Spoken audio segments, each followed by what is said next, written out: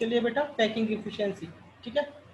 देखिए, packing efficiency का मतलब है कि maximum space, packing efficiency means maximum space occupied by atoms in a unit cell। मतलब एक यूनिट सेल में जो आपके एटम्स होते हैं वो जितना मैक्सिमम स्पेस ऑक्यूपाई करते हैं उसे बोलते हैं पैकिंग इफिशिएंसी। या आप इसे ऐसे भी समझ सकते हैं कि जो वॉइड्स होती है ना, वॉइड्स जो होती हैं, वॉइड्स को छोड़ के जितना भी स्पेस फिल्ड होता है एटम्स के द्वारा उसे हम पैकिंग इफिशिएंसी बोलते हैं, ठीक है। हम यहाँ पर जो पैकिंग इफिशिएंसी है वो अलग अलग टाइप की यूनिट सेल के लिए निकालने वाले हैं, तो ध्यान से सुनना। तो जो पहले टाइप की पैकिंग इफिशिएंसी हम निकाल रहे हैं वो है पैकिंग इफिशिएंसी इन HCP CCP स्ट्रक्चर्स, ठीक है। तो डेफिनेशन तो क्लियर है, तो अब इसका हम पैकिंग इफिशिएंसी निकालना शुरू करते हैं। देखिए, यहाँ पर जो HCP है, CCP है, और यहाँ पर लिख सकते हैं आप FCC। अब packing efficiency in case of HCP, CCP और FCC तीनों की पैकिंग इफिशिएंसी सिमिलर आने वाली है। अब यहाँ पर FCC की बात हम कर रहे हैं, ठीक है। तो FCC में क्या है, देखो मैं फिर रिपीट कर रहा हूँ, CCP, HCP और FCC इनकी पैकिंग इफिशिएंसी सिमिलर आएगी। तो हम यहाँ पर FCC की बात कर रहे हैं, ठीक है। तो देखिए इसमें क्या है कि यहाँ पर हमने एक यूनिट सेल लिया है, ठीक है। अब यूनिट सेल में यहाँ पर आप ये मान के चलना कि जो ये एग्जांपल ले रहे हैं हम, ये क्यूब के ले रहे हैं, क्यूब के ले रहे हैं। क्यूब का मतलब यहाँ पर A=B=C है, ठीक है। A=B=C है, तो CCP का लेके चल रहे हैं, क्यूबिक क्लोज पैक स्ट्रक्चर, ठीक है। तो यहाँ पर फेस सेंटर्ड की बात हो रही है, तो फेस सेंटर्ड में हमने क्या करा कि यहाँ पर एक एटम लिया, ये सर्कल से हमने दिखाया, क्योंकि फेस सेंटर्ड का केस है तो फेस वाले एटम को हमें कवर करना पड़ेगा, तो बी से हमने फेस वाले एटम को कवर किया और इसके बाद नीचे वाले एटम सी को कवर किया, यानी जो फेस पर एक एटम था उसे भी हमने कवर किया। तो यहाँ पर बना ACB, ठीक है। ये लेंथ चलो हम A मान लेते हैं, इस लेंथ को हमने A मान लिया। ये वाली लेंथ भी A है, ठीक है। ये वाली लेंथ जो है नीचे, ये भी क्या है हमारी A है, ये भी A है, और यहाँ से यहाँ तक भी A है, ठीक है ना। अब मान लो कि इसकी रेडियस R है, तो ये B कितनी हो जाएगी, ये 2R हो जाएगा पूरा का पूरा। और जो C की रेडियस है यहाँ से यहाँ तक, ये वाली, ये हो जाएगी R। यहाँ से यहाँ तक R, यहाँ से यहाँ तक ये पूरी की पूरी 2R और नीचे भी R। तो जो AC है हमारी, AC की जो लेंथ है वो है टोटल 4R। अब हम इस पे पाइथागोरस थ्योरम लगा देते हैं, इसे मान लेते हैं कि 90 बन गया। तो पाइथागोरस थ्योरम लगाने पर ACD, या ऐसा लिख देते हैं ADC। तो देखिए पाइथागोरस थ्योरम कहती है कि जो डायगोनल है हमारा AC का स्क्वायर, ये बराबर होगा DC का स्क्वायर और प्लस AD का स्क्वायर, ये पाइथागोरस थ्योरम है। अब जो AC है वो क्या है, 4R के बराबर हो चुका है, तो 4R की पावर 2 इक्वल टू DC को हमने A मान रखा है तो A स्क्वायर, और AD को भी हमने A स्क्वायर मानेंगे, तो ये हो जाएगा 2A स्क्वायर। अब दोनों साइड का हम क्या करना है, दोनों साइड का हमें रूट ले लेना, रूट ले लीजिए, तो ये हो जाएगा 4, इसका क्या बन जाएगा, 4R equal to under root 2A, है ना। तो यहाँ पर जो हमारा R आएगा, R आ जाएगा अंडर रूट 2A/4। थोड़ा सा इसे मॉडिफाई करना चाहो तो कर सकते हो, रूट 2A/, इसे लिख सकते हो root 2 multiply root 2 multiply 2 by root 2 हो जाएगी, 2×2 = 4, ऐसे लिख लो। तो ये रूट 2 से ये कैंसिल हो जाएगा, तो जो आपका R निकल के आएगा वो आएगा A/2√2। तो ये क्या है, ये एक रिलेशन है, एज लेंथ, ए क्या है आपकी एज लेंथ, और R क्या है, radius of sphere. Radius of sphere, तो इनमें रिलेशन निकल गया। तो यानी कभी भी HCP, CCP या FCC में रेडियस आपको दे रखी है, एज लेंथ आपको पूछ रही है, तो ये वाला फॉर्मूला आप वहाँ पर लगाइए। इसके बाद हमें पैकिंग एफिशिएंसी निकालनी है, तो मैं पहले पूरा फॉर्मूला लिख दे रहा हूँ पैकिंग एफिशिएंसी का, तो ध्यान से सुनना। पैकिंग एफिशिएंसी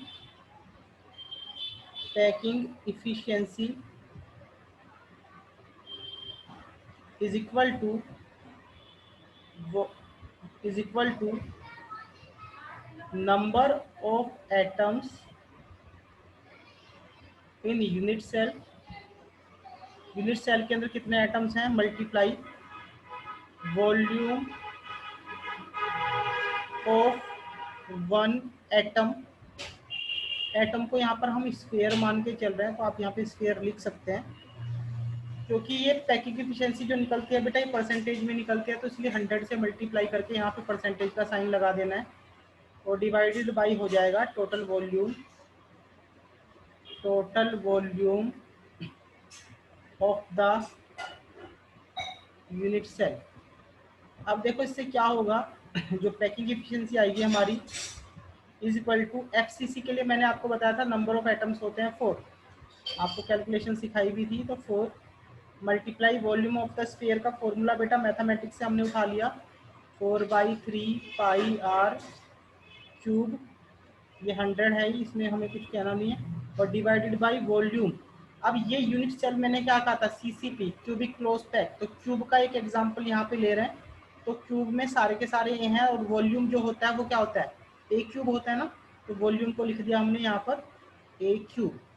अब ये आगे बढ़ाते हैं, 4/3 pi r cube multiply 100% divided by r की यहाँ पे इसे मैं थोड़ा सा मॉडिफाई अगर करूँ तो इस फॉर्मूले को ऐसे लिखा जा सकता है कि a इक्वल टू 2√2r, ऐसे भी लिख सकते हैं, तो a की जगह लिख दिया है, तो ये हो जाएगा 2√2 r की पावर 3, तो r से r कैंसिल हो गया भाई। ये पूरी कैलकुलेशन करने का मैंने कर लेना, अदरवाइज डायरेक्ट याद रख सकते हो। इसकी पैकिंग एफिशिएंसी 74%। ये ऑक्यूपाइड स्पेस है, ये क्या है, ऑक्यूपाइड स्पेस।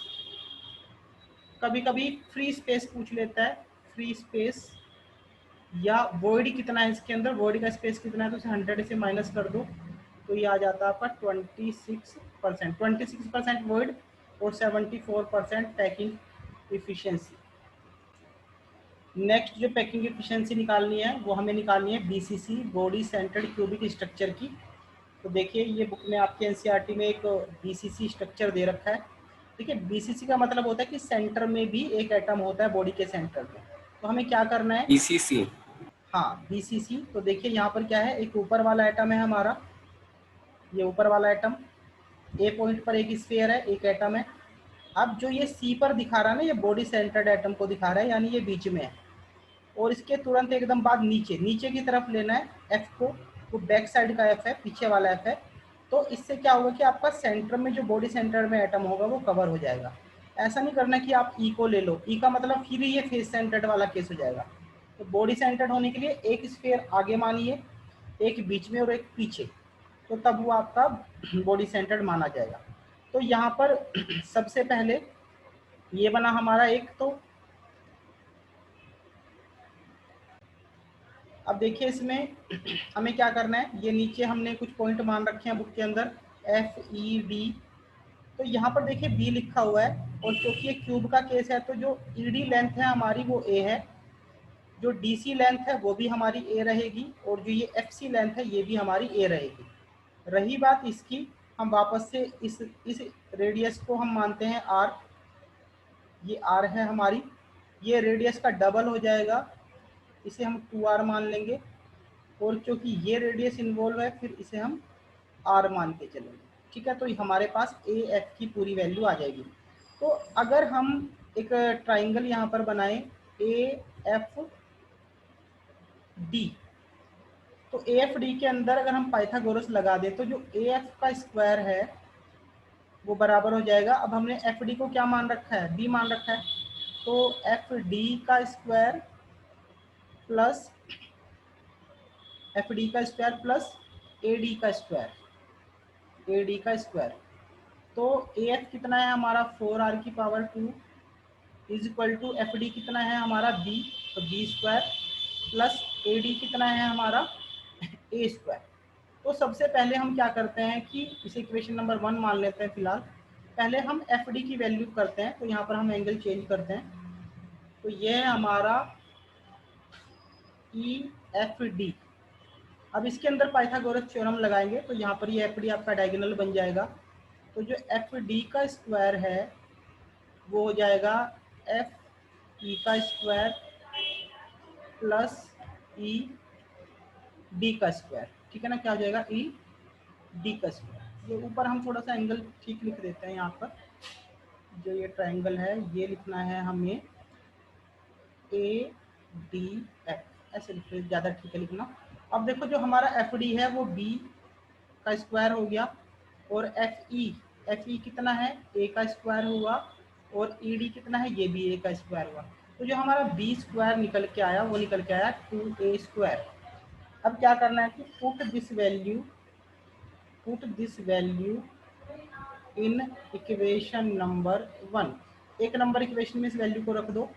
तो यहाँ से हमारा जो 4r होगा, 4r उसकी power 2 is equal to B square की जगह लिख दीजिए 2a स्क्वायर, 2a स्क्वायर और a square as it is है। तो ये बन गया आपका 3a स्क्वायर 4r स्क्वायर के बराबर। इसका रूट ले लो दोनों तरफ का, तो 4r is equal to under root 3a। अब हमें a की वैल्यू चाहिए होती है, तो a इज इक्वल टू हो गया 4r बाई रूट 3। तो अगर आपको बॉडी सेंटर्ड के लिए रेडियस दी जाती है और एज लेंथ पूछ ली जाती है, तो आप इस फॉर्मूले को यहाँ पर लगा सकते हैं। या ए की वैल्यू देके रेडियस पूछे बीसीसी के लिए, तो आप इस फॉर्मूले को यहाँ पर लगाइए। इसके बाद आपको क्या करना है, वही पुराना काम जो हम अभी तक करते रहे हैं।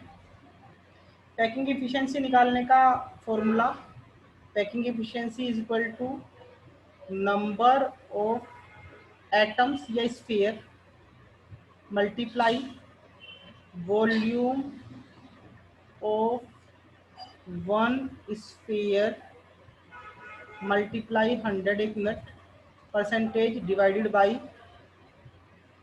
Volume of unit cell. इसकी कंपोनेंट को लिख लेते हैं, मैं यहाँ पे एक लाइन बना देता हूँ ताकि कंफ्यूजन ना हो। तो यहाँ पर क्या हो जाएगा, number of atom body centred के लिए 2 होता है, तो 2 लिख दीजिए, 2 लिख दिया है। वॉल्यूम अभी बताया था 4/3 पाई r क्यूब लिखिए, मल्टीप्लाई 100 परसेंटेज लिख दीजिए, और डिवाइडेड बाई वॉल्यूम क्या होता है a क्यूब। तो ये a निकाल रखा है हमने, तो 4r बाई रूट 3 की पावर 3। तो r क्यूब से r क्यूब कैंसिल। तो जो इसकी टोटल कैलकुलेशन आपकी निकल के आएगी, वो आ जाएगी पैकिंग एफिशिएंसी बॉडी सेंटर्ड के लिए। इसके लिए बेटा याद रख लो, अदरवाइज कैलकुलेशन करते रहना आप।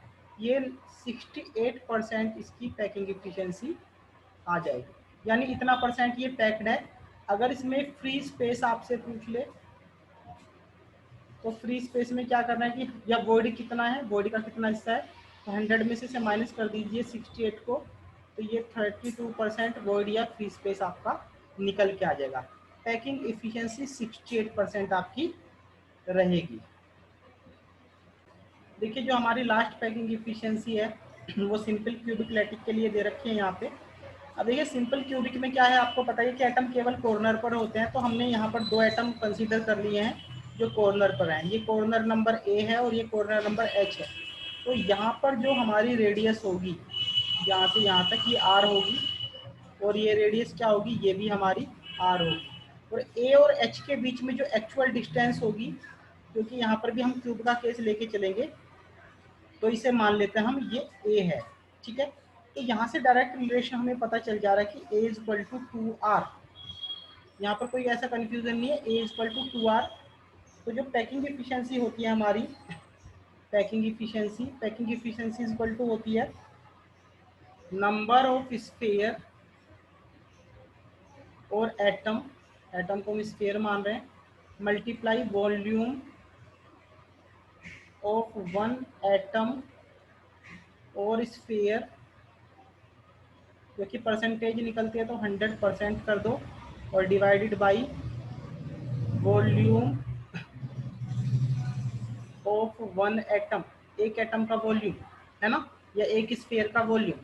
तो number of atom simple cubic के अंदर 1 होते हैं, 1। वॉल्यूम आपका 4/3 पाई आर क्यूब आ जाएगा, 100% आपका एज इट इज रहने वाला है, divided by volume of one atom. अब वॉल्यूम का चक्कर क्या है, ए क्यूब होता है, वॉल्यूम क्या होता है, ए क्यूब होता है, तो ए क्यूब की जगह लिख दो 2r, तो 2r की पावर 3, आर क्यूब से आर क्यूब कैंसिल हो गया।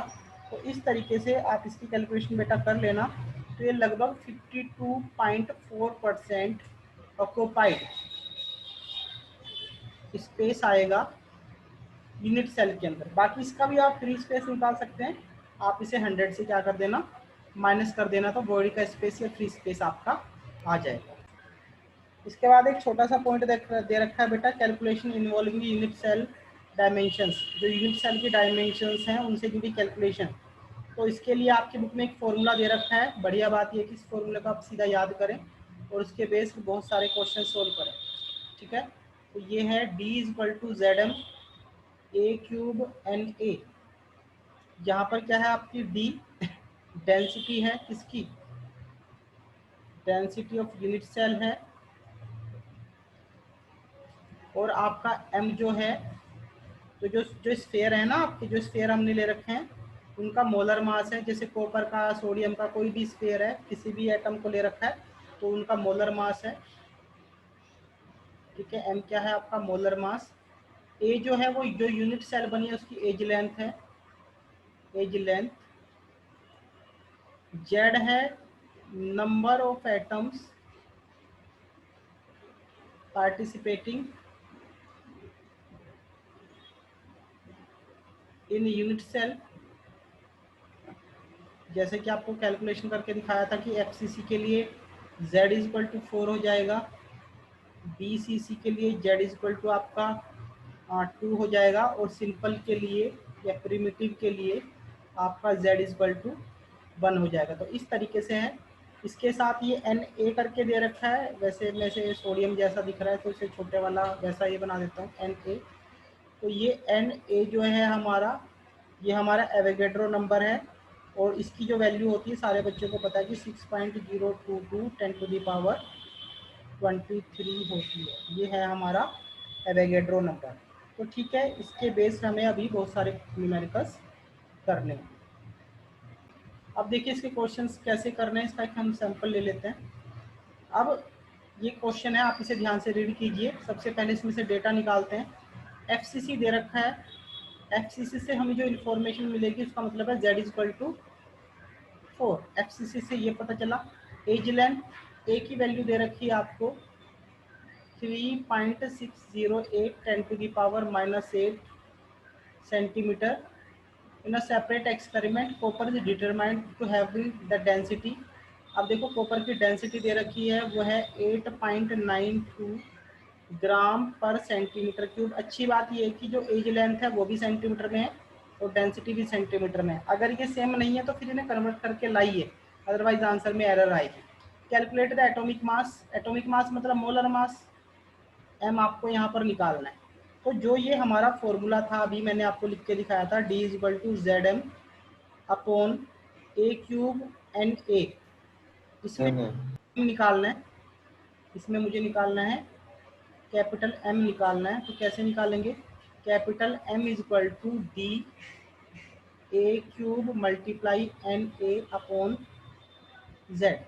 डेंसिटी की वैल्यू आपको पता है 8.92 है, A की वैल्यू आपको पता है 3.608 है बेटा, 608 10⁻⁻8 की पावर हो जाएगी 3, मल्टीप्लाई यहीं पे एवोगैड्रो नंबर दे रखा है 6.022 10⁻23, और इस सब को जो डिवाइड करोगे आप Z से कर दोगे, Z की वैल्यू दे रखी है 4। तो बेटा इस तरीके से जो भी कैलकुलेशन आपकी बनेगी उससे आपका फाइनल करेक्ट आंसर आ जाएगा।